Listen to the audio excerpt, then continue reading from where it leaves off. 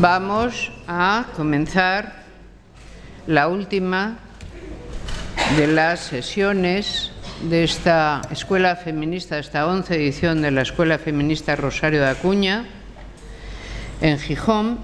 Les informo de cómo va a llevarse a mañana. Ahora tenemos de 12 a 13:30 la conferencia de Beatriz Jimeno, la prostitución, caos en la red, regular, prohibir, multar a quien la ejerce, multar al cliente. Ustedes conocen, ayer ya intervino en la mesa redonda a la ponente que tenemos hoy. Beatriz Jimeno es una activista en favor de los derechos LGTB y fue presidenta entre 2003 y 2007 de la CLGTB, es decir, precisamente en el periodo en que el Partido Socialista aprobó la ley del matrimonio entre personas del mismo sexo, también llamada ley del matrimonio igualitario. Vamos por acabar antes. Ella tiene una amplia presencia, además, mediante sus escritos, como ayer dije en su presentación, pero no temo repetirme hoy, ser pesada con esto. Tiene una gran agudeza en la presentación de argumentos y desarrolla también en la red, sobre todo en las redes, una constante intervención polémica, ¿no?, en los temas importantes para el feminismo y para la teoría feminista. Yo la he seguido siempre con mucho interés. Le agradezco que aceptara la invitación para estar aquí en este ámbito y, sin más, y encantada, le cedo la palabra. Bueno, gracias, Amelia, y por invitarme, que es un enorme placer estar aquí. Lo primero, decir que el título de mi ponencia, lo de caos en la red, pues ha sido muy curioso porque me han hecho ahora un par de entrevistas ahí fuera y me he enterado ahora que se llamaba así, la verdad. Tuve un problema con Feli sobre un correo que se traspapeló, que yo no vi. Que no era querido.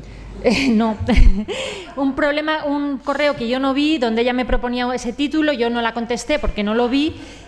Vale, entonces voy a hablar, pero bueno, todo el resto del título sí, lo único lo de la red, que no voy a hablar, pero entonces cuando tenía el micrófono aquí fuera, su ponencia se llama Caos en la red. ¿Qué tiene que decir de la red? Y yo,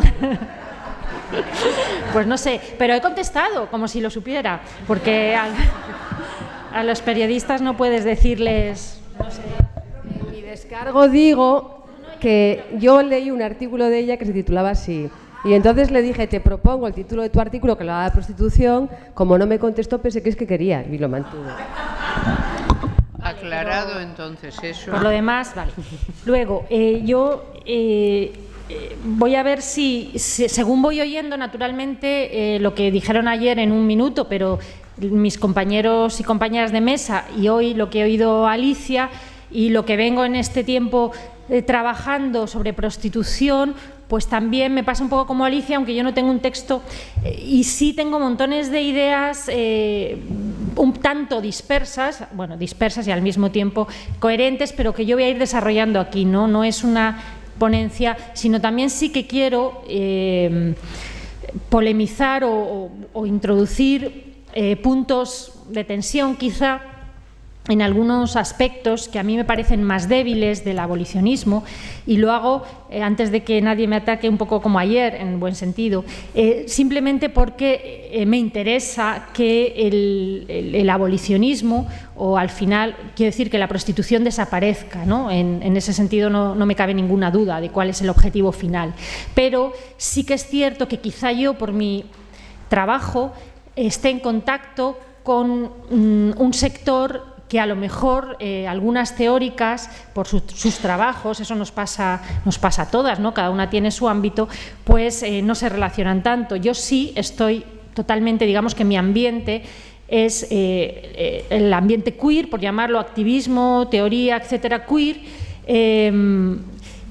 Eso que en parte conozco, me muevo diariamente con la gente que escribe esas cosas que ha leído Alicia, que es verdad, que se dicen y se escriben, también se dicen otras cosas, ¿no? Pero bueno.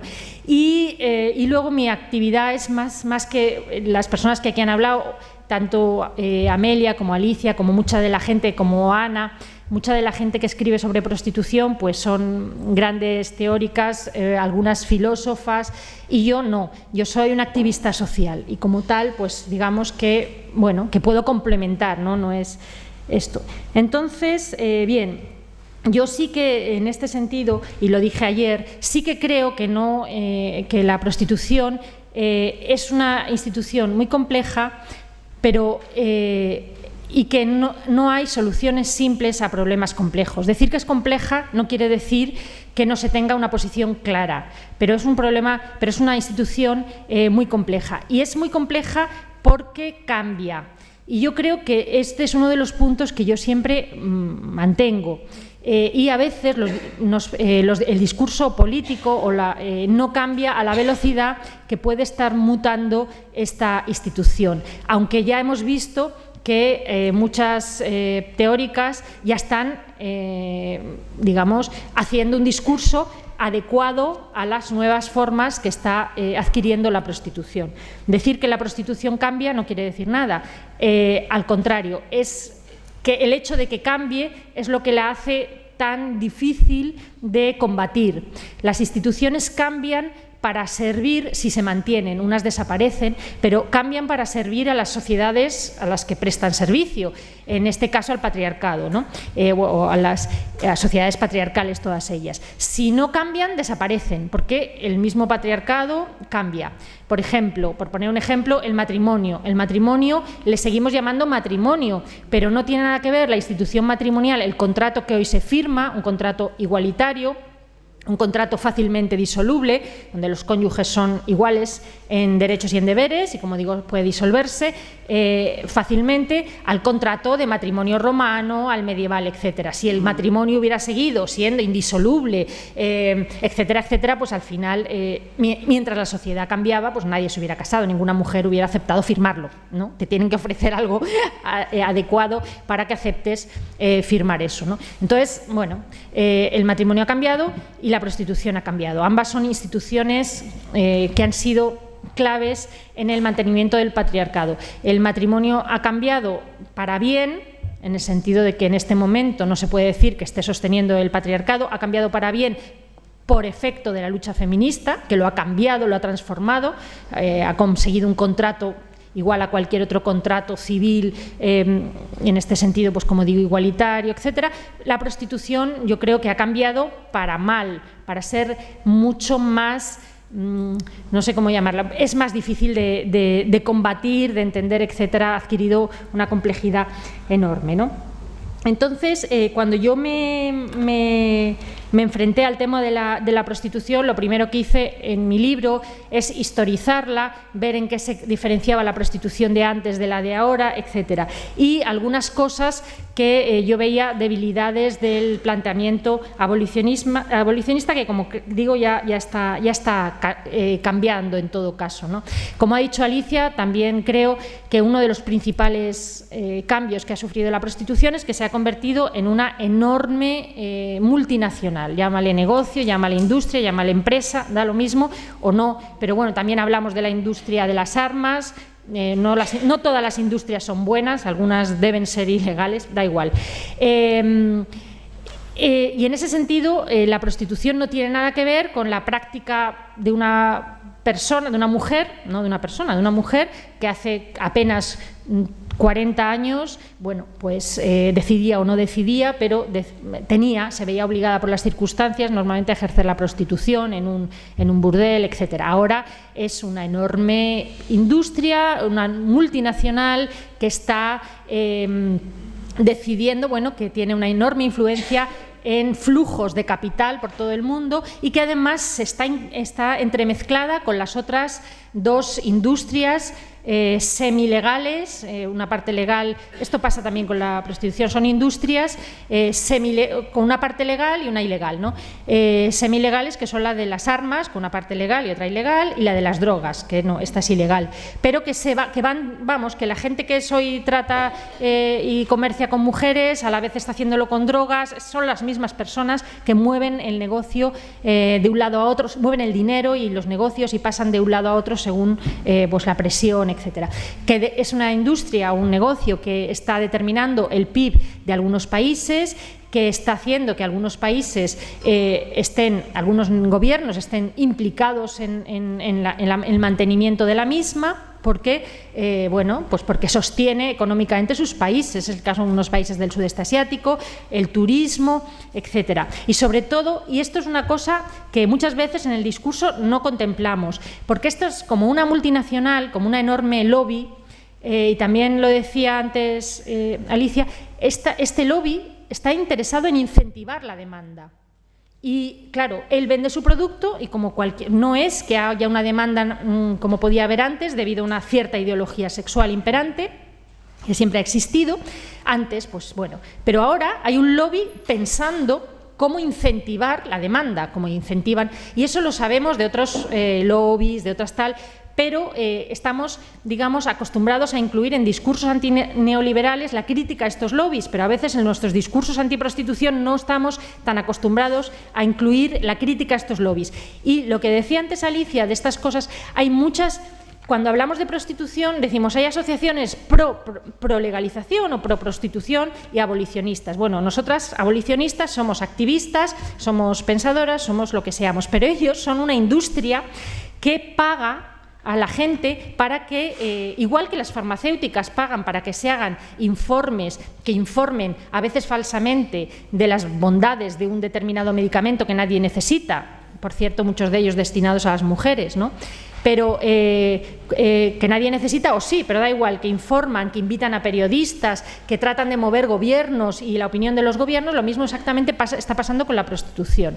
Ella no ha dicho nombres, yo en una charla similar a esta dije, la mayoría, aunque hay personas honradamente, es decir, que han llegado a ser pro regulación porque piensan así, la mayoría de las organizaciones pro regulación están pagadas por los lobbies, y esto no es ningún misterio porque es normal, un lobby hace eso, ¿cómo no lo va a hacer este lobby? Bueno, pues por decir esto y por citar a una organización, yo me encontré con una amenaza de demanda en mi ordenador al día siguiente, ¿no? Que no había nadie, pero como ahora se transmite todo por los móviles, entonces sí, efectivamente hay que tener cuidado, ¿no? Bueno, entonces ese es un cambio. Y, por tanto, olvidar que la prostitución, es decir, ahora mismo no cabe o es muy difícil hacer una crítica de la prostitución sin tener en cuenta la situación, o sea, hacer una crítica al neoliberalismo, no solo al neoliberalismo, a cómo funciona económicamente el neoliberalismo, sino a la construcción cultural propia del neoliberalismo, ¿no? A la construcción subjetiva. El neoliberalismo está cambiando, como es lógico, o como intenta, nuestras propias subjetividades, la manera en que nos pensamos y, por tanto, o trata de que nos pensemos así, ¿no? Y, por tanto, esto es un asunto, digamos, nuevo que hay que afrontar y que es más complejo que antes, ¿no? Bien, luego hay un asunto que a mí sí me preocupa también, y es que yo creo, y esto es como activista social, ¿no? Como persona que está en contacto con prostitutas, yo creo que a veces, que el abolicionismo es más difícil de explicar, porque es obvio que es más difícil, porque se enfrenta a una masa favorable, a una masa crítica, a una masa social favorable a la regulación. Porque es muy fácil decir que con la regulación se van a acabar todos los problemas de la prostitución, y eso lo entiende cualquiera. Explicar cómo vas a acabar con la prostitución, porque también tienes que explicar cómo. ¿Cómo? O sea, y si las medidas van a acabar, si no van a generar más sufrimiento, etcétera, es complicado. Por tanto, estamos en una posición difícil. Las abolicionistas, que esto no quiere decir nada, sino que, que es difícil y que hay que estar en ello. Es cierto que a veces ha podido parecer desde el punto de vista, ya digo, de activismo, que las abolicionistas no tenemos a veces en cuenta, o no suficientemente en cuenta, el sufrimiento real y un acercamiento a las condiciones materiales de estas mujeres, un acercamiento real, ¿no? Que no somos capaces de jerarquizar de distintas situaciones de sufrimiento. Para decirlo claramente, a veces... bueno, no sé, yo he viajado para cosas de activismo precisamente a países latinoamericanos, muchos de los cuales mandan o vienen muchas mujeres que luego se dedican a la prostitución.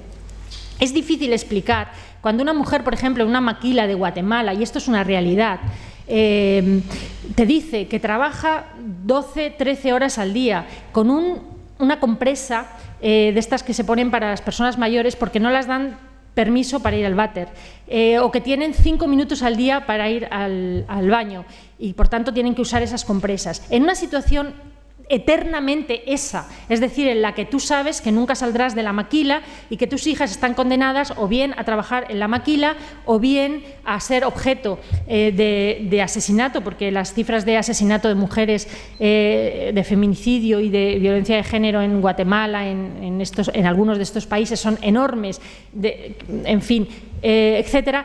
Bueno, su decisión, entre comillas, de dedicarse a la prostitución es comprensible. Es decir, tú no puedes decir no, porque eso realmente, bueno, yo creo que no puedes decir no, pues a pesar de eso. O sea, tienes que haber un acercamiento al sufrimiento real que creo que le falta a veces a una parte de nuestro discurso, y es decir, no se puede, decía Carol Pateman, cuya posición abolicionista no es discutible, vamos a dejar ya de discutir por qué las mujeres se dedican a la prostitución. Se dedican por dinero, punto pelota, y a partir de ahí, ahora vamos a discutir otras cosas, y a partir de ahí, por dinero quiere decir muchas cosas. Quiere decir por dinero para comer, la mayoría, perfectamente comprensible. Es que eso no requiere mayor explicación. Se dedican a la prostitución por dinero, y cuando dice por dinero no quieren decir dinero para comprarse un yate, dinero para comer. Y eso es un punto de partida que tenemos que tener básico. Por tanto, mi postura al respecto es que hay que sacar la prostitución de las prostitutas.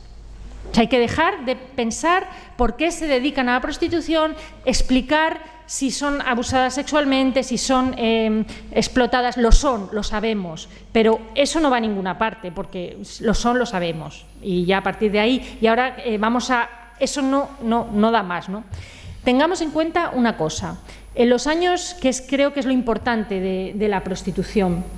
En los años 50, cuando yo empecé a escribir el libro, claro, leí muchísimo de prostitución, bueno, estuve 2 años sin hacer otra cosa que leer. Los sexólogos, sociólogos norteamericanos que empezaban a escribir sobre sexualidad de los años 50, 40, pero más 50, incluso ya a finales de los 50, casi 60, desde el Instituto Master Johnson, Kinsey y otros, que estaban empezando, que notaban un cambio en la sexualidad, en el uso de la sexualidad, de las prácticas de la sexualidad, sobre todo en Estados Unidos y en los países anglosajones. Ellos decían que la prostitución iba a desaparecer, porque notaban que las antiguas justificaciones que se han dado, para la prostitución estaban cambiando. Las mujeres empezaban a considerarse sujetos sexuales, llegó la píldora, el miedo a tener relaciones y quedarse embarazada, desapareció o se minimizó mucho el estigma relacionado con las mujeres que tenían sexo fuera o antes del matrimonio. Todo eso cambió. Las mujeres empezaron no solo a reivindicarse sujetos sexuales, sino a querer tener relaciones sexuales, a imponer o a hablar de su propio deseo. Empezó el feminismo, en realidad la segunda ola de feminismo, que era un discurso radical de la sexualidad femenina también, que muchas veces se nos olvida, ¿no? Que la segunda ola de feminismo trajo también un discurso radical de la sexualidad femenina. Eso hizo cambiar, pues, las relaciones sexuales entre los géneros, ¿no? Entonces, los sexólogos dicen, y los estudios que yo he visto hablan de un uso continuado de la prostitución, hasta los años 50, que empieza a descender, porque ya no hace falta, en su antigua ideología sexual, donde una cosa era la esposa, sagrada y tal y cual, pero que se la suponía sin deseo sexual y sin ganas, y además no se podían hacer determinadas cosas, y por tanto, pero al mismo tiempo una ideología que decía que el hombre necesitaba una sexualidad, tiene una sexualidad incontrolable, que necesita tener muchas relaciones sexuales, es decir, era es incompatible, dentro de esa ideología patriarcal, es incompatible cómo se ha construido la sexualidad masculina con el matrimonio, y de ahí la necesidad de la prostitución. Es decir, es un todo. En el momento en que la esposa o la amante ya tiene su deseo sexual, ya puede hacer lo que quiera ella, que a veces coincide con lo que quiere él, ya puedes encontrar incluso ligar en una discoteca tal, bueno, pues se supone que debe bajar la necesidad de prostitución, y la prostitución baja. Se ve un descenso continuado en los años 50, 60 y a principios de los 70. A mediados de los 70 y a principios de los 80 la prostitución se dispara como no se ha disparado nunca proporcionalmente en la historia de la humanidad. Es decir, proporcionalmente somos más, quiero decir, la proporción de mujeres hoy implicadas en prostitución y de hombres que usan la prostitución es mayor que nunca. Y es, como digo, implica a millones de mujeres y a millones de hombres en todo el mundo. Hay países donde hasta el 70% de los hombres acuden regularmente a prostitutas, y etcétera, ¿no? Entonces, claro, esa subida de la prostitución enorme hay que relacionarla con muchas cosas, ¿no? Con el neoliberalismo, con un cambio tal, y también como también decía Alicia, yo creo que hay que relacionarla con un cierto triunfo del feminismo a todos los niveles, ¿no? Y eso, la prostitución sería, yo creo que esto hay que considerarlo así, una reacción patriarcal a los cambios que introduce el feminismo en las relaciones de género y en tantas cosas, ¿no? Entonces, yo creo que estamos viviendo, hay más prostitución que nunca, y estamos viviendo una cosa que Marcela Lagarde llamaba, o por lo menos yo se lo escuché a ella, un embrutecimiento salvaje del patriarcado. Es decir, y lo estamos viendo en todas partes. El patriarcado también ha cambiado, intenta, y estoy dejando de lado la cuestión neoliberal, que sería otra pata. La ha tratado Alicia, yo me centraría en otra cuestión, en otro lado, ¿no? Entonces, el patriarcado intenta reaccionar, es una reacción, y se ve en el feminicidio, en la violencia de género aquí, que algunas dicen también que se llame feminicidio, en todo caso, en el aumento de la prostitución. La prostitución se configura hoy día, desde mi punto de vista, como en los países occidentales, el único espacio libre de feminismo, completamente libre. Es decir, tú ahora mismo, a pesar de las dificultades que tenemos, tú ahora mismo estás en una empresa, en un trabajo, en lo que sea, y a pesar de que ya sabemos que todas las dificultades que nos encontramos las feministas, y que desde luego el patriarcado no está ni derrotado, pero sí que es verdad que ha habido cambios. Hay jefas, ya un hombre no puede hacer un chiste machista en una oficina sin que alguien le llame la atención, está mal visto, queda mal. Estos hombres machistas se pueden encontrar con una jefa con mucha facilidad, es decir, han cambiado las relaciones. Luego este hombre va a su casa y no puede andar con su mujer igual, su mujer es, a no ser los que no saben adaptarse de ninguna manera y son los que ejercen la violencia. Pero los que se adaptan, porque se han adaptado, porque a ver qué remedio, pues están completamente, las relaciones con sus mujeres, tanto su mujer, su amante, sus hijas, sus hijos, que también hay una parte del patriarcado que se dilucía en las relaciones con las hijas, los hijos, ¿no? Con sus hijas, con sus compañeras de trabajo, con sus jefas, con las mujeres que ves por la calle, que tú no puedes decirle cualquier cosa a una mujer por la calle, igual que antes, etcétera, con tus subordinadas, con tus superiores, con todo. Vas a eso y es una médica, vas a lo que sea y es una mujer. Bien, esto ha generado que al mismo tiempo yo creo que como no hemos conseguido, al mismo tiempo hay una enorme... por otra parte, la cultura, con la cultura de la publicidad, una cosificación máxima como nunca vista gracias a la publicidad y de las mujeres, etcétera. Pues hay una cultura contradictoria en la cual las subjetividades masculinas, las femeninas las dejaremos ahora, no se han adaptado, no han podido, no hay una educación en igualdad real, no se enseña desde la escuela real, y además, aunque se enseñara, sería una mínima parte de lo que la cultura está vomitando desde la publicidad, desde los es decir, se les enseña que somos iguales, y cualquier revista, cualquier anuncio publicitario, cualquier anuncio que veamos en la calle, etcétera, hay una cosificación máxima también como nunca antes, ¿no? Yo ayer estábamos cenando, aquí unas compañeras, aquí las que están, y estábamos todas a dieta. Bien, o sea, si yo a mi abuela le digo que yo me preocupo porque me sale aquí un Michelin, mi abuela se hubiera reído. A nuestras abuelas les importaban un pito los Michelines, eran mujeres más bien orondas. Y no les importaba, no estaba dentro de su cabeza luchar permanentemente contra eso. La permanente... la dictadura del cuerpo que se nos ha metido y que asumimos, criticamos, pero la asumimos, la seguimos asumiendo, etcétera. Todo esto hace que es una cultura enorme y, claro, los hombres no se han adaptado. El único espacio, no se han podido adaptar del todo, el único espacio que queda libre de cualquier presión feminista es la prostitución, donde ahí sigue el patriarcado entero. Tú pagas por una posesión determinada durante un rato de un cuerpo femenino, un poco para hacer lo que quieras, ¿no? Y ahí realmente es donde ellos reconstruyen y reconstruyen y reconstruyen su masculinidad.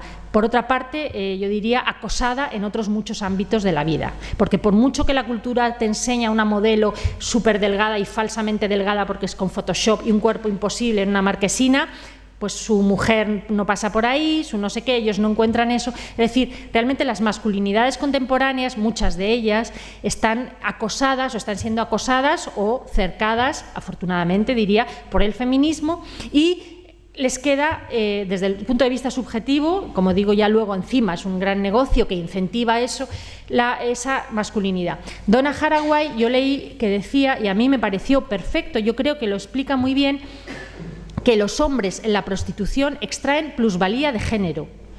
A mí me parece una forma de explicarlo muy gráfica. Ellos extraen plusvalía de género, es decir, igual que un empresario extrae plusvalías económicas, pues ellos extraen plusvalía de género.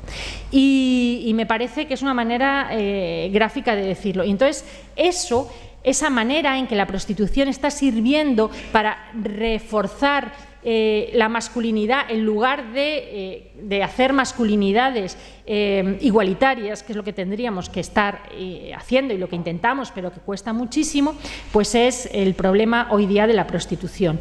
En una sociedad donde por una parte se enseña a los niños se enseña la desigualdad de una manera informal, aunque formalmente y muy poquito se enseñe la igualdad, etcétera, la prostitución está ahí para que cuando ellos salgan del instituto, pues puedan en la pandilla, como se ha hecho siempre con la prostitución, ir allí, sentirse hombres, construirse como hombres y sentirse, bueno, en definitiva, superiores. Y yo creo que esa es un embrutecimiento del patriarcado que no sé si que está operando en todos los frentes, ¿no? Entonces, eso es el problema de la prostitución y creo que uno de los problemas que tenemos, y a mí me preocupa, es efectivamente cómo, yo estoy totalmente de acuerdo con Alicia cuando dice que las feministas, o sea, este feminismo prorregulación no es feminismo, no lo es. El feminismo, como cualquier cosa, teoría crítica, filosofía, lo que sé, tiene unos básicos, ¿no? Fuera de los cuales pues no es feminismo. Tú no puedes decir yo soy marxista y estoy a favor de la libre empresa. Pues no.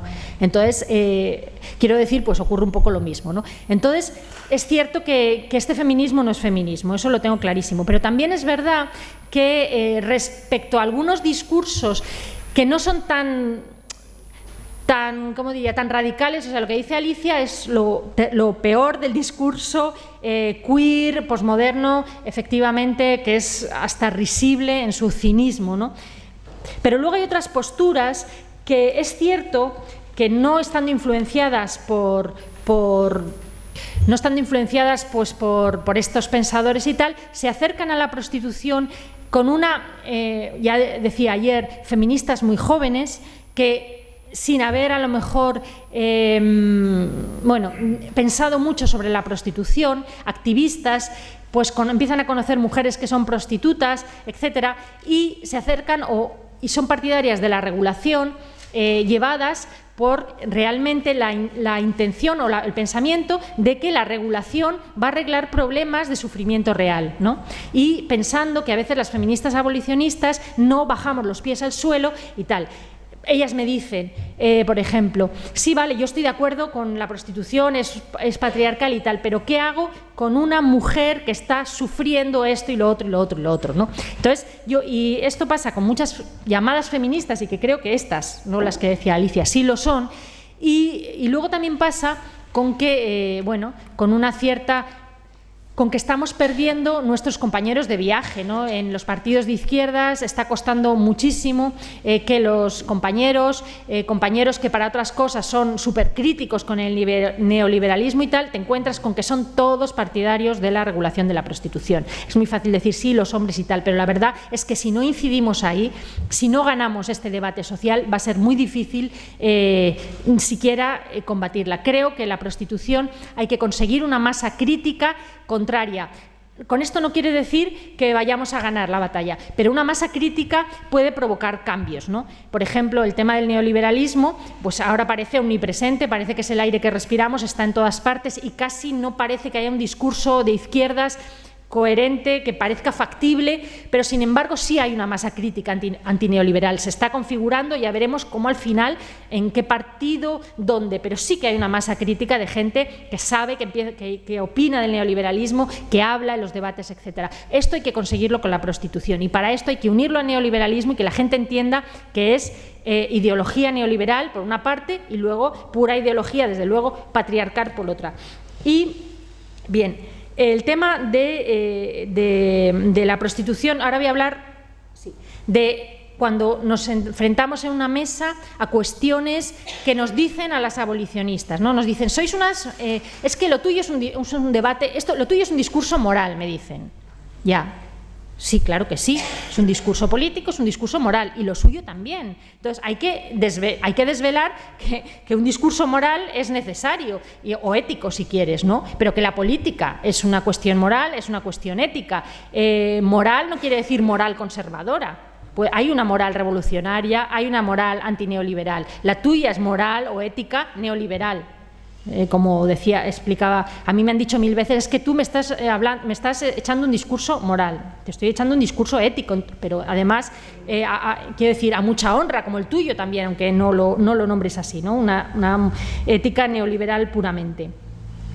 El problema del consentimiento, y muy brevemente, yo volvería a lo del principio, lo dije ayer, no fijarnos en eso, nos da igual el consentimiento, o sea, el problema de la prostitución no es ese, el consentimiento es irrelevante, como en muchos otros trabajos es irrelevante, en el trabajo infantil es irrelevante, en montones de cuestiones el consentimiento es irrelevante. Llevadas por las circunstancias, por dinero se pueden hacer muchas cosas, hay que comer y, por tanto, bien, y eso están en su derecho, si yo a ellas no están en su derecho de escoger dentro de sus opciones lo menos malo, pero es que eso no es. Nosotras tenemos que luchar porque esa no sea una opción, porque es una opción para las mujeres y no es una opción para los hombres. Como decía ayer Miguel Lorente, un hombre dice, si yo me veo muy mal, no sé qué, me voy a robar, y una mujer dice, me meto a puta, si yo no tengo con qué alimentar a mis hijos. Es decir, hay ahí una desigualdad obvia. Que evidentemente es una desigualdad patriarcal y que por tanto hay que combatir. O sea, que si muchas mujeres, me da igual, aunque es verdad que es una parte mínima y que existe el tráfico y que existe la trata y que existen las mujeres que están atadas en los puticlubs y todo eso, pero aunque no estuvieran así y aunque eso, me da igual, ese no es el problema de la prostitución. La prostitución es algo que nos afecta a todas, a ellas fundamentalmente, y eso no hay que olvidarlo, se clava en sus carnes, pero a nosotras como mujeres está definiendo una manera de ser hombre, nos está poniendo todas nos afecta a todas, ¿no? Entonces, ese no es el problema de la prostitución, sino, como decía antes, que es un refugio de la masculinidad más desigual, más misógina, es un refugio de la masculinidad misógina. Yo diría que la prostitución es hoy un refugio de la masculinidad misógina, ¿no? Por tanto, el consentimiento me da igual, no hablo de eso. El tema del trabajo también me da igual. Que sea un trabajo o no, tampoco hay que esencializar un trabajo, no lo ha dicho Dios lo que es un trabajo. Un trabajo lo decide la sociedad, o sea, lo que es trabajo o no lo decide cada sociedad. Pero es que la sociedad también decide que hay trabajos que son inasumibles, ¿eh? Y vuelvo a lo mismo, el trabajo infantil es inasumible. Por tanto, es un trabajo, pues para muchas mujeres lo vivirán como su trabajo. Perfecto, pues eso no tiene nada, o sea, no me importa nada. Lo entiendo muy bien, es tu trabajo. Eso no quiere decir que tengamos que regularlo. Vamos a abolirlo. Seguramente los niños que trabajan también sienten, seguro, sienten que trabajan mucho. Pero no nos estamos planteando que para mejorar sus condiciones de trabajo vamos a hacer sindicatos, vamos a fijarles un horario. La lucha es por acabar con el trabajo infantil, ¿no? Es un poco parecido. Que eso no quiere decir que nos desentendamos, que es difícil de explicar. no quiere decir que nos desentendamos de las condiciones de trabajo de los niños. Las ONGs que trabajan sobre el terreno, allí donde trabajan los niños, trabajan por mejorar las condiciones de trabajo, teniendo como objetivo final la abolición del trabajo infantil y luchando porque las organizaciones internacionales penalicen, trabajen, etcétera, contra el trabajo infantil. Entonces, que sea trabajo o no, es un tema que no me parecería, bueno, o sea, pues vale. Luego, el tema de la sexualidad. Vivimos en una sociedad donde ha desaparecido todo juicio moral sobre el sexo, sobre la sexualidad. Y la sexualidad, como cualquier acto humano, admite juicios morales, ¿no? Obviamente. Todo, quiere decir, todo lo admite, la sexualidad también. Que no coincidimos, ¿no? La gente, pero admite juicios políticos y morales. Entonces, claro, vivimos una sociedad donde todo lo que lleve la palabra sexo detrás es bueno. Todo parece que es bueno. Es libertad, y no solo libertad, es diversión, es ocio, etcétera. Salud, efectivamente. Yo he visto hace poco un anuncio en los periódicos, en El País y tal, que yo lo recogí para mi libro, y que ponía: el sexo es vida. Y luego anunciaba Viagra o un sucedáneo. Vale, pero el eslogan era: el sexo es vida. Vale, es vida o es muerte o es opresión o es felicidad y es placer, o sea, o muchas cosas, ¿no? El sexo es pues muchas cosas. Entonces, yo creo que a veces ocurre también, y nos pasa a las abolicionistas, que hablamos de sexualidad y no hablamos de sexo. No hablamos de prostitución, no hablamos de sexo. Y eso es, como decía antes, es raro, porque la prostitución, por lo menos, sí hace referencia a muchas cosas y también al sexo. A veces nos falta hablar claramente de sexo, de las políticas sexuales. Y yo decía antes que el feminismo de la segunda ola introducía, entre sus muchas cosas, también una teoría radical de la sexualidad. Creo que es cierto, creo que cambió la manera en que las mujeres nos enfrentábamos, vivíamos la sexualidad, la cambió de una manera muy positiva, ¿no? Y yo creo que hay que volver a hablar de sexualidad, que es un tema que no podemos dejar que de sexualidad hablen solo ellos o ellas, las personas queer, las personas, porque entonces ganan el debate, porque la gente asume, claro, el sexo también, la sexualidad, la práctica sexual tiene una faceta muy positiva, de felicidad, de placer, de liberación, de libertad. Entonces, no podemos dejar que el único discurso sexual sea el discurso pro regulación. Tenemos que hablar de sexo y tenemos que volver a introducir juicios y a politizar. En realidad sería bastante con volver a politizar profundamente el sexo, que a veces yo considero que una parte del feminismo ha dejado de hacerlo como, digamos, parte de su propio éxito. El feminismo ha sufrido un proceso de institucionalización, como sabemos, que no es necesariamente, que es muy criticado por unos sectores, pero creo que es bueno. Quiero decir, el objetivo es bueno y tiene se paga su precio, ¿no? Como con todo, pero en general es bueno. El objetivo de cualquier organización política, social, es llegar a tener una posición de poder desde la cual cambiar las cosas. Por tanto, criticar a alguien porque llega al poder cuando su objetivo era llegar al poder no tiene ningún sentido, y sin embargo se nos critica y dice: os habéis institucionalizado, es decir, estáis en las instituciones, es decir, en el poder. Bueno, eso no tiene sentido, era el objetivo y está bien, desde el poder se cambian las cosas. Ahora bien, se paga un precio también, obviamente, lo vemos en los partidos, en los movimientos sociales, etcétera. Yo creo que tiene que haber una tensión permanente entre partidos, pero bueno, eso es otro asunto. Se paga un precio, y uno de los precios que creo que se ha pagado es que se ha dejado de hablar de sexualidad. ¿Por qué? Porque desde el poder es difícil hablar de sexualidad. Es difícil, es un tema que en parte, en algunos ámbitos, sigue siendo tabú. Y porque lo vimos cuando estaba Viviane Aido, o sea, es muy fácil atacar y las personas que están en el poder se terminan cortando, ¿no? De decir, bueno, esto ahí no me meto. Me acuerdo que Viviane Aido publicó una cosa que se llamaba, no me acuerdo cómo se llamaba, Mapa del clítoris, que era una cosa relacionada. Fue peor, pero ya que sale. Dentro de la convocatoria de proyectos de investigación, en el cual el Instituto de la Mujer tiene una reserva de cupo, apareció un proyecto que fue en efecto subvencionado, que era el establecimiento de un mapa vulvar y del clítoris para poder precisamente intervenir en el caso de las personas a las que se practica extirpación del clítoris. Por lo tanto, es decir, conocer la geografía nerviosa, por así decir, vulvar y clitoridiana, de tal forma que cupiera establecer los procedimientos operatorios de reversión de la clitorirectomía. Esto, en manos de Anson y otros compañeros mártires, acabó siendo lo que bien recordamos. Claro. Pues, efectivamente, quiero decir que mencionar clítoris en un contexto político es muy atacable, con lo cual ella misma supongo que dijo nunca más. Pero era ridículo, ¿no? Pero es así como funcionan. A mí me está pasando ahora, lo comentaba ya en la cena, que claro, yo escribo mucho de sexualidad, digamos que escribo un libro sobre sexualidad.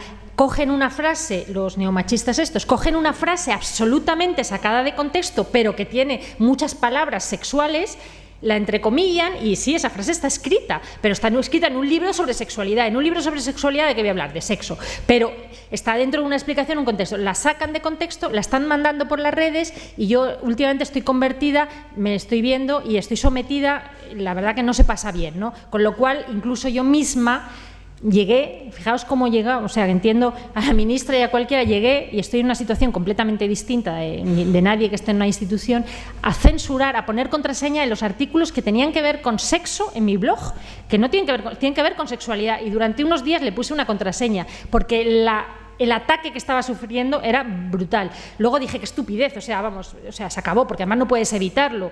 Es decir, escribo artículos abiertos, no puedes evitarlo y esto es así y hay que apechugar con ello, ¿no?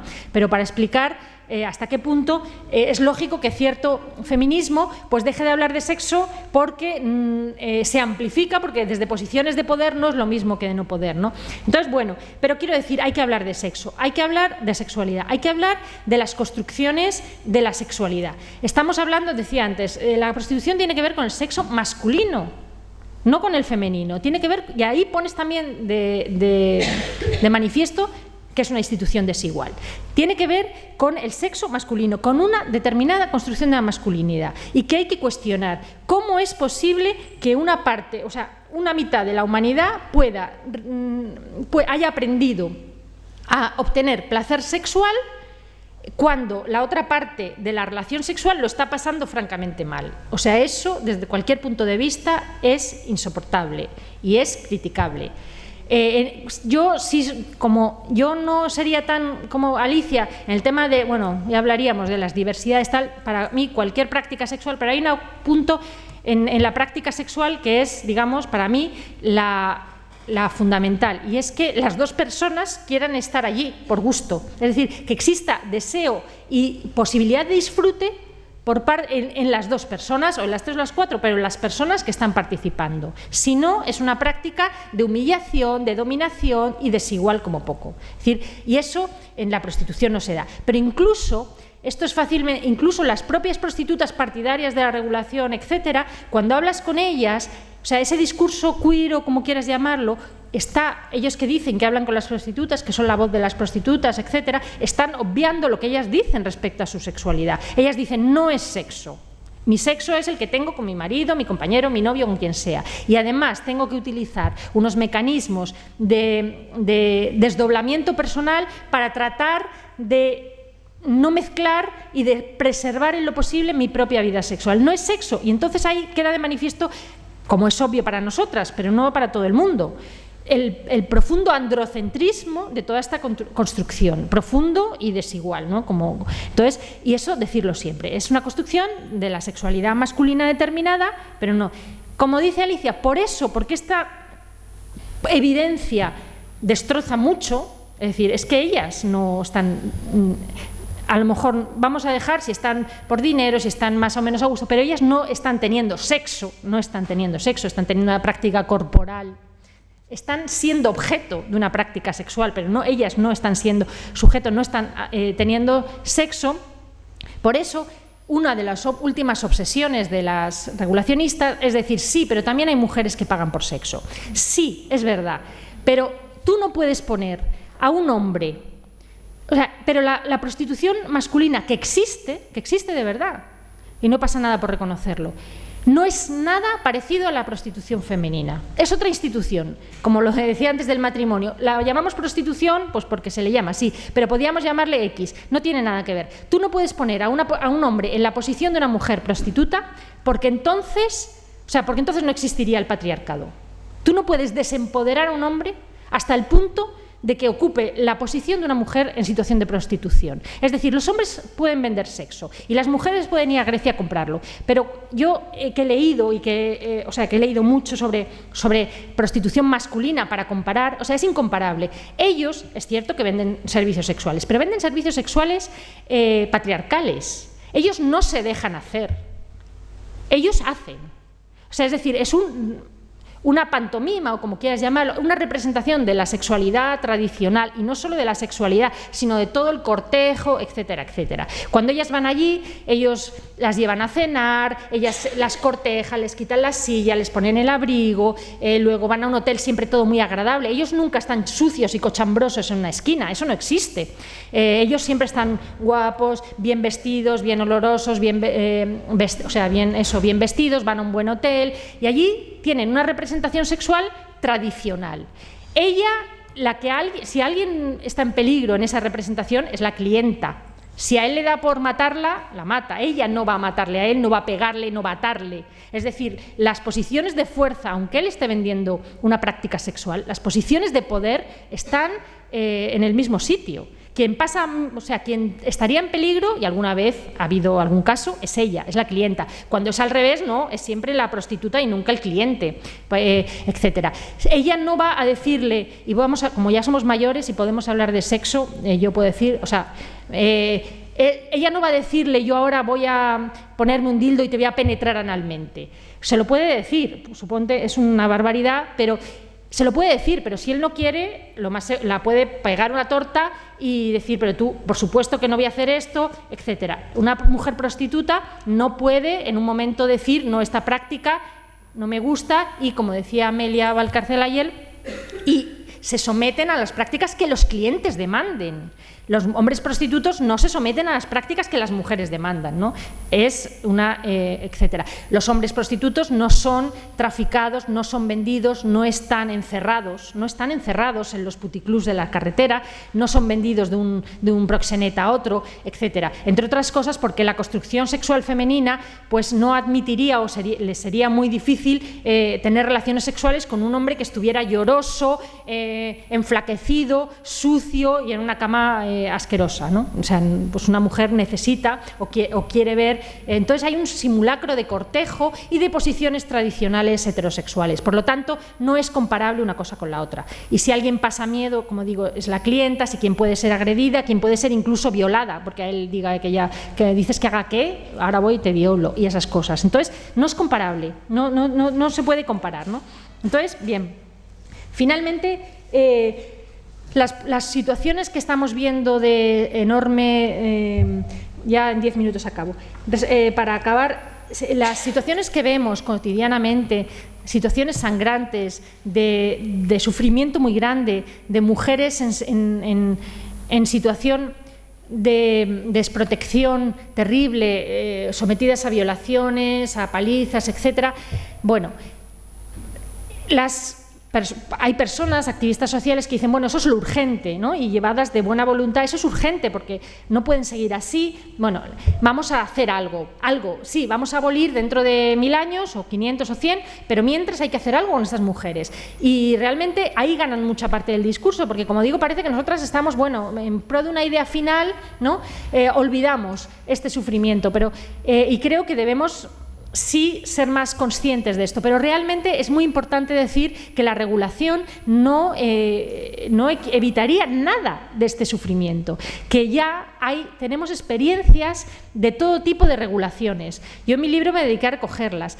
Parece que la regulación la han inventado ellas y la prostitución ha estado históricamente regulada en la mayor parte de la historia, y ahora resulta que vienen y dicen vamos a regular para arreglar la situación de las prostitutas. Realmente la prostitución, y ahí también ellas no historizan y juegan con la ignorancia que es lógica en la gente que no estudia prostitución, pero la prostitución en la Edad Media estaba perfectamente regulada, era una competencia de los ayuntamientos y de la Iglesia, y la mayoría de los concejos y de las poblaciones tenían una prostitución municipal.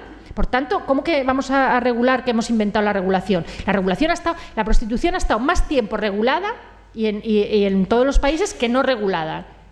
Entonces, regulada ha estado siempre, excepto a partir del 19 ya se desregula y ahora, bueno, y tenemos experiencias para dar y tomar. Tenemos regulaciones municipales, tenemos regulaciones autonómicas, tenemos regulaciones por provincias, tenemos regulaciones a nivel de país. Hoy día hay países que tienen, en una provincia está regulada, en otra no. Entonces, en Australia, por ejemplo. O sea, que no se puede inventar nada, que no nos vengan con cuentos. Y lo que sabemos y lo tenemos comprobado es que la prostitución no se arregla. No se puede arreglar del todo solo con leyes, esto es una cuestión cultural profunda, pero ni abolirla tampoco, pero bueno. Pero desde luego regular tiene un efecto legitimador del machismo, y allí donde la prostitución se regula, y esto está muy estudiado, empeora la situación de todas las mujeres. Porque, evidentemente, si ya la situación de las mujeres es de cosificación en la publicidad, etcétera, ¿tú cómo vas a luchar contra eso si la máxima expresión de cosificación en los anuncios publicitarios en tal está encima regulada? ¿Tú cómo vas? Acordaros, por ejemplo, que a veces hemos protestado cuando todavía servía de algo al Instituto de la Mujer, a las instituciones, porque a veces han puesto en una marquesina un anuncio especialmente horrible o misógino o machista. Yo recuerdo uno con un membrillo. Dos. Y este año los membrillos están muy buenos. Eso. Y salía una señora con un membrillo encima de cara. Pues imaginaros si protestamos. Lo había hecho un señor manchego que dijo en su descargo que a él le parecía que estaba muy bien el anuncio, que le había gustado a él personalmente. Era muy fino. Imaginaos, nosotras protestamos y luchamos contra ese tipo de publicidad, por ejemplo, es un ejemplo. ¿Cómo vamos a luchar contra un membrillo si la publicidad de prostitución aparece abiertamente en las carreteras, en los periódicos? O sea, ¿tú qué vas a protestar si te están vendiendo ahí ya no un membrillo mediante una mujer, sino una mujer realmente entera, ¿no? Entonces, quiero decir, ejerce bueno, o sea, las leyes y las personas que, como decía antes Amelia, hemos luchado por el matrimonio igualitario, sabemos que las leyes tienen un efecto legitimador enorme, mucho más grande de lo que parece. En los países donde se ha aprobado este matrimonio, la aceptación social de la homosexualidad ha crecido hasta límites, hasta el punto de que España es el país menos homófobo del mundo y seguido de Argentina. Y si cualquiera que vea nuestra historia dirá, ¿cómo? ¿Cómo es posible que España sea el país menos homófobo del mundo teniendo en cuenta el franquismo y la historia que tenemos, el catolicismo, bla, bla, bla, bla? Pues uno de los efectos de la aprobación y todo el debate anterior del matrimonio igualitario es su efecto para combatir la homofobia y para legitimar la igualdad, ¿no? La ley tiene un efecto legitimador que a veces ni siquiera somos conscientes. Regular de ninguna manera la prostitución es darle una legitimidad contra la cual quedas desarmada. Y no hay, además, ninguna razón. Allí donde se ha regulado empeora la situación de todas las mujeres, no se acaba con la trata. Y luego ya termino con el tema, no se acaba con la trata y tampoco se acaba con el estigma. Yo tengo un capítulo muy grande sobre el estigma. Ellas dicen, hay que acabar con el estigma porque es lo malo de la prostitución. Si no existiera estigma, ellas estarían tan tranquilas y tal, y serían mucho más libres. Hay que acabar con el estigma. Bueno, el estigma de la prostitución no se puede acabar porque la prostitución lo que vende es estigma. O sea, la prostitución está indisolublemente ligada al estigma. En realidad, si no hubiera estigma, si no fueran mujeres estigmatizadas por la propia prostitución y por el propio patriarcado, los hombres no las querrían. En las encuestas que se han hecho sobre clientes en los países donde se ha legalizado, había un hombre que decía, le preguntaban varios, que por qué los burdeles estos tan sofisticados que hay en Alemania, que tienen su hora de entrada, de salida, que tienen en la pared las prácticas que ellas no hacen. Yo no hago tal, que te están mirando el tiempo y te dicen 5 minutos, acabo fuera, y que si no quieres viene un guardia de seguridad y te echa y tal. Bueno, ¿por qué estos hombres, en lugar de ir a este burdel tan ordenadito, van a la esquina a buscarse una inmigrante africana, latinoamericana, etcétera? Decía unos clientes, varios, de una manera u otra, decía, no, es que a mí las del burdel no me gusta porque parecen funcionarias. Pues es que es verdad, casi son funcionarias en ese sentido. Pero claro, ¿él qué busca? ¿Él quiere una señora que sea como una novia? No. Él busca una mujer sobre la que ejercer esa masculinidad que él está buscando ejercer. Él busca ejercer poder. Entonces, para eso tiene que mirar a una mujer vulnerable. Una parte del turismo sexual hacia el sudeste asiático va hacia personas muy vulnerables. Las prefieren pobres, las prefieren estigmatizadas porque no una mujer que diga, no, esto no me gusta, yo no lo hago. No, son 3 minutos y un cuarto. No, porque eso no, eso no es para ellos prostitución, ¿no? Entonces, la prostitución requiere del estigma. Si no hubiera estigma, pues a lo mejor iban a las discotecas a ligar, ¿no? Entonces, no vamos a acabar con el estigma, porque no somos nosotras las que hemos puesto el estigma sobre las mujeres que se prostituyen, son ellos, es decir, es el patriarcado. Y lo han puesto precisamente para diferenciarlas de las otras, pero también las hace a sus ojos más apetecibles. El increíble aumento de la pederastia en los últimos tiempos, que tiene que ver con muchas cosas, tampoco responde a una causa única, pero tiene mucho que ver, decía un psicólogo que he leído hace poco, que muchos hombres que él ha entrevistado, algunos pederastas que cometen delitos en la cárcel y otros que no,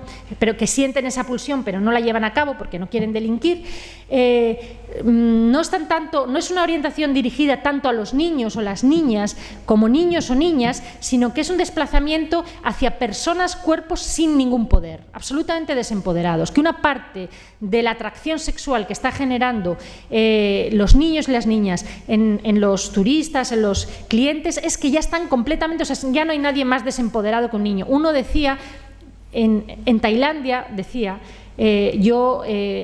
aquí tienes que pagar, tienes que lucirte, con las prostitutas europeas tienes incluso que lucirte, que pagar, tienes que pagar, le parecía también mal. En Tailandia, por un bocadillo, a una niña le haces lo que quieres, lo decía así un turista alemán. Bueno, yo tengo que ir terminando, podría hablar mucho más, pero yo sí que diría que se me ha ido la cabeza ahora mismo.